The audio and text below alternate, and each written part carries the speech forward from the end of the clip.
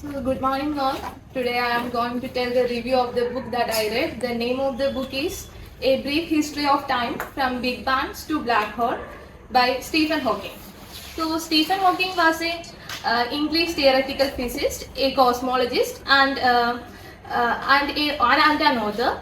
So in this book, A Brief History of Time is Stephen Hawking's way of explaining the most complicated or complex ideas and concepts of physics such as space, time, gravity, planets and black holes to the general audience so that even you and I can understand better about these things. So in this book, he uses minimal language and technical terms and mathematical knowledge to explain the notion of the gravity the relativity, and the black holes over the how it has developed over the 20th century. And also in this book there are 10 chapters, and the first chapter is regarding the time.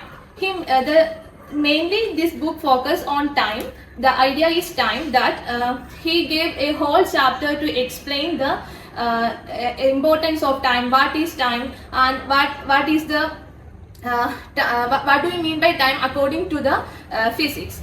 So he also took the idea of the arrow of time, which says that time always move forward and it will not, or it never move backward. So he uses simple language and analogies to explain most complicated ideas like thermodynamics and entropy, which will explain why the time moves only in one way. And he also talked about the theory of relativity, which is one of the most important theory in the science, in the physics. Also, he talks about the idea of time dilation, which says that time can move at different speed for different things. And the book mainly focuses on the idea of black holes. As we know, black holes are formed when the stellar bodies or stars collapses after ending their life cycle. Also, Hawking tries to explain the black holes, how they are made, how they act, and what are black holes. There is one famous theory related to black holes by Hawking, that is the Hawking's radiation, which says that black holes are not completely black, but they do give off radiations that can be found.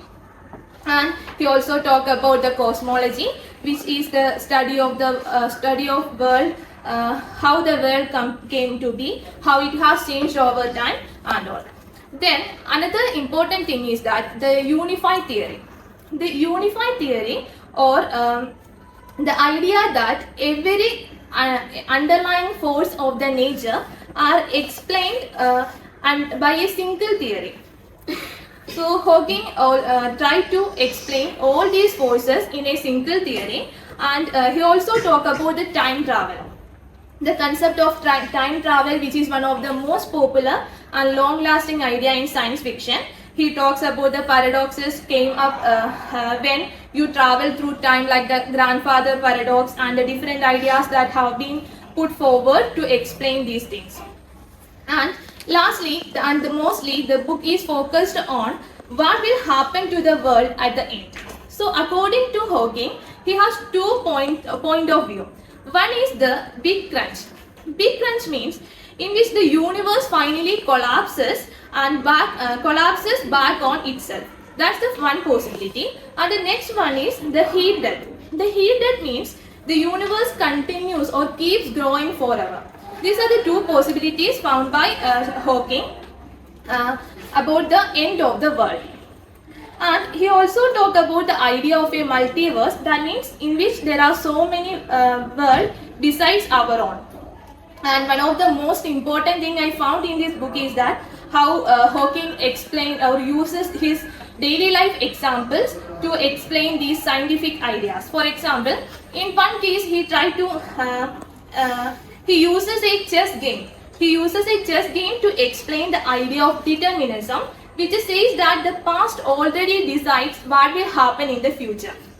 He says that the universe is like a game of chess, where the result is set by the moves that have been already made, and but only the players still have some choices in what they do.